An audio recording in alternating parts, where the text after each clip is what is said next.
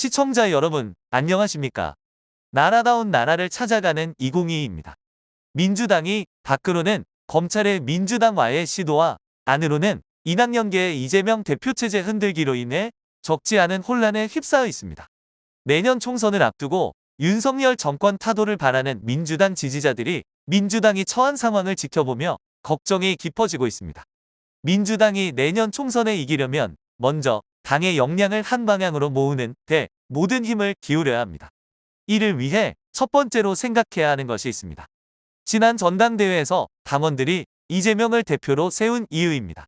민주당 수박들은 이재명 대표의 사법 리스크를 운운하고 있지만 그걸 모르고 이재명 대표 체제를 만든 당원은 아무도 없습니다. 전당대회에서 검사 정권으로부터 이재명을 보호해야 한다는 절박함과 위기의식에 당원들이 이재명에게 대표라는 갑옷을 입혀준 것입니다. 당원들이 이재명 대표에게 입혀준 갑옷은 단순한 치장이 아닙니다. 어느 누구에도 굴하지 않고 싸우라는 당원들의 명령이자 과업입니다. 수박들은 이 점을 명심해야 하고 이재명 대표도 당원들의 뜻을 다시 새겨 마음을 단단히 먹지 않으면 안 됩니다. 당내 수박들의 바로와 검사 정권의 민주당 보객이 수사에 맞대응하지 않으면 민주당의 총선 환경은 지금보다 훨씬 더 어려운 환경에 봉착하게 될 것입니다. 이재명 대표가 첫 번째로 해야 할 일은 당내 수박들을 제압하여 민주당을 단일대오로 만드는 것입니다. 수박들은 더 이상 설득의 대상이 아닙니다.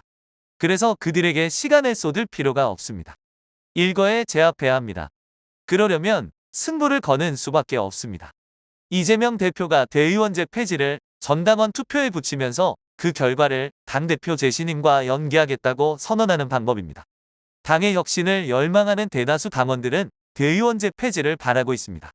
대의원제 폐지 통과는 당대표 재신임과 같으므로 수박들이 이재명 대표 체제를 또 다시 흔들 경우 이를 당원 당규를 부정하는 해당 행위자로 규정하고 당윤리위원회에 회부하는 등 강력하게 대처하여 수박들의 준동을 한 방에 정리해야 합니다. 이재명 대표가 두 번째로 할 일은 목을 걸고 윤석열 검사 정권과 필사적으로 싸우는 것입니다. 검사 정권과 언론, 국힘의 삼각편대에 맞서는 삼각 대응팀을 구성하여 총선 때까지 파상적인 공세를 퍼부어야 합니다. 언론에 대한 보복성 압수수색과 상위의 법률을 시행령으로 무력화시키려는 한동훈을 탄핵하고 피의 사실을 유포하는 검찰과 가짜뉴스를 만들어 여론 조작을 일삼는 언론에 대해서도 고소고발을 주저하지 말아야 합니다.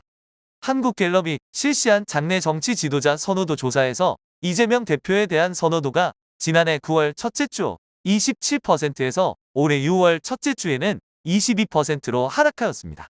대장동 사건 재판에서 유동규의 진술이 근거가 분명하지 않거나 일관성이 없는 것으로 밝혀지면서 이재명 대표의 억울함이 벗겨지고 있는 상황임에도 이재명 대표에 대한 선호도가 지난해보다 왜 5%나 떨어졌는지 그 원인을 짚어보아야 합니다. 이재명 대표는 자신의 문제로 당이 부담을 안고 있다는 미안함을 가질 필요가 전혀 없습니다. 이재명 대표가 수박들의 뻔뻔함을 반만 따라가도 그들의 손발을 묶을 수 있습니다. 윤석열 정권의 치를 떠는 국민에게 정치적 효능감을 주지 않고서 총선에 압승하기는 어렵습니다. 더 이상 물러서면 안 됩니다.